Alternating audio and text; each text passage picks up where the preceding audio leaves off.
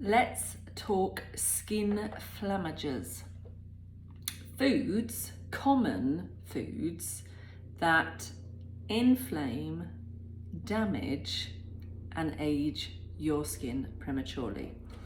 It seems that almost everything that we do on a daily basis conspires to do all those things, but we're about to go into the festive season, and many of the questions I get in January is the fact that somebody's skin has gone crazy and they don't know what to do and they don't quite understand why, and they think it's because of the cold weather and that the heating's on and all those things. But actually what I tend to say is, okay, so the skin that you're seeing now, okay, it's present and it's in the moment, but it's also the skin that was subject to, in its lower layers, everything that you did at the end of November and December by way of celebrating the festive season.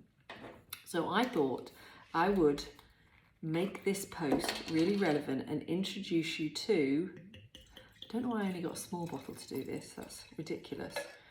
Introduce you to some of the things. I'm not going to say avoid them, absolutely not, because I would never ask you to do something that I wouldn't do.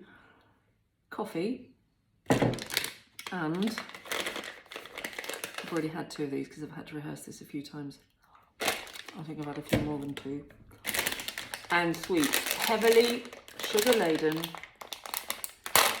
selection box, my favourite, super sour, tang, fantastic, even though I can't do that with chocolate in my mouth, but cherry ones are my favourite.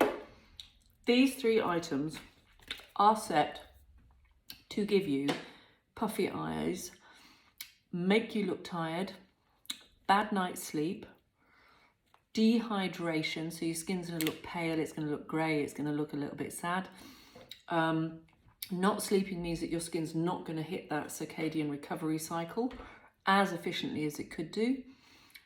When you've done the old sugar, it means you have that sugar surge, so you're going to have loads of energy. And then what's going to happen is you're going to have that sugar dip. So the chances are you're going to reach for more sugar. Because when people say, I can't not eat them, you're absolutely right. Sugar gets into our system and literally drives us. The body says, I quite like that stuff. This keeps my energy up high. It's the same with caffeine. Keeps my energy high. I'm going to request some. So subliminally, you reach for more coffee. You reach for more sugar. So we're going to go through them one at a time. Caffeine, watch how many you have per day and don't use it to wake you up in the morning. Nice cup of refreshing coffee, fantastic. But what coffee's going to do, wait while I let it do it to me, it's a massive diuretic. So it is going to make you go to the loo and expel more hydration than you drink within the water content of the coffee. So if you're drinking coffee, absolutely make sure that you also have the same amount of water, because then you're balancing those things out. Also, what caffeine will do is it's a stimulant. So it is going to stop you from sleeping, it's going to stop your blood from resting, and it's going to get your adrenals going. So a little sneaky tip is, if you're going to have some coffee, maybe sprinkle the smallest amount of cinnamon in the top of it, and that will help regulate your adrenal function. So you won't get, you'll still get the hit, but you won't get that high or that messing up with your adrenal function. So coffee, really, really delicious.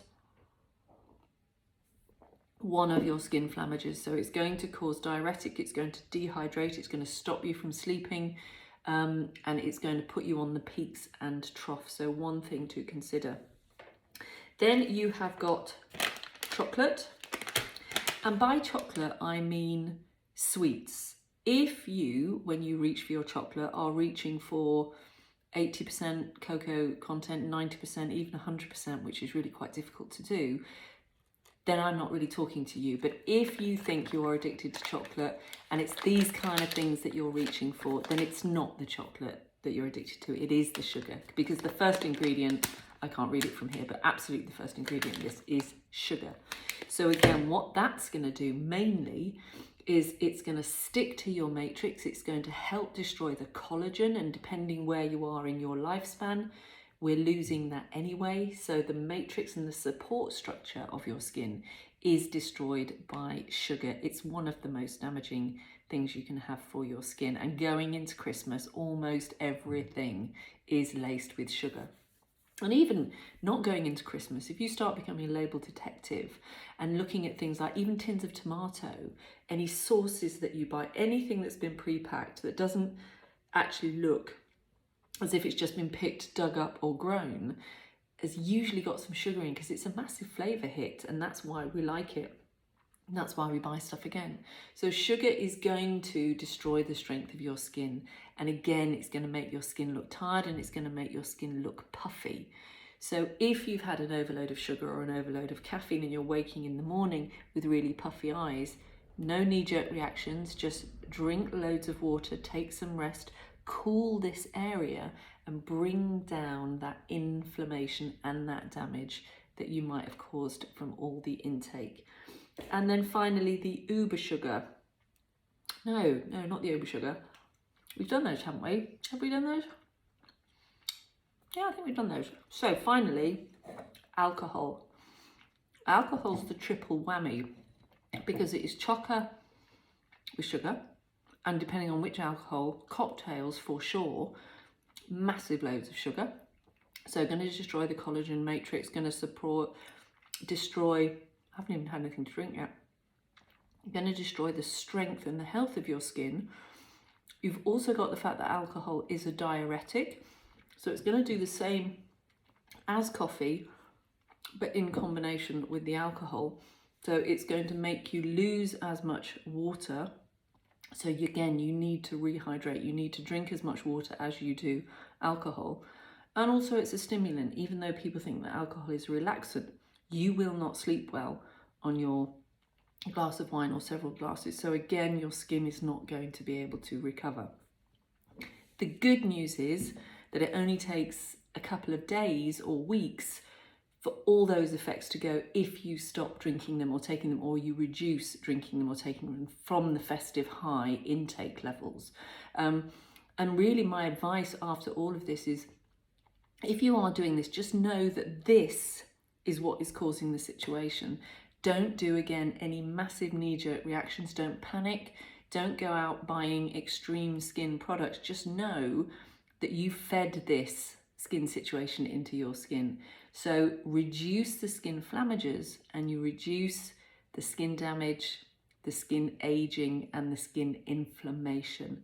But at the same time, if you're going to partake, then have a really, really stunning Christmas festive season, however you celebrate, if you celebrate. And just to say, keep it in balance and make sure that you look after your skin. So that's Skinflammagers for you. Happy, happy, happiest holidays.